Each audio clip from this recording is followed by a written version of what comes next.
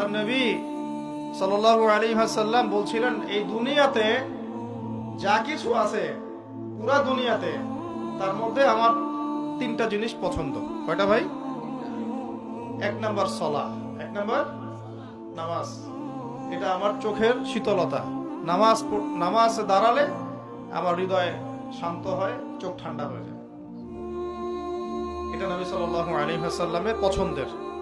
দুই নাম্বার, এই পুরা দুনিয়ার মধ্যে আমার পছন্দ হচ্ছে সুগন্ধি।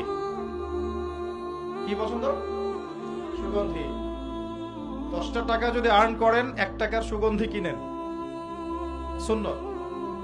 সুগন্ধি সাথে রাখতে হয়, ব্যবহার করতে হয়, মনটাও ভালো থাকবে।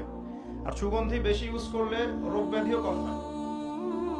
3 নাম্বার হচ্ছে স্ত্রী। 3 নাম্বার কি? স্ত্রী। স্ত্রীরা আমার পছন্দ। নবী সাল্লাল্লাহু আলাইহি ওয়াসাল্লামের এই 3টা জিনিস পৃথিবীতে পছন্দ ছিল।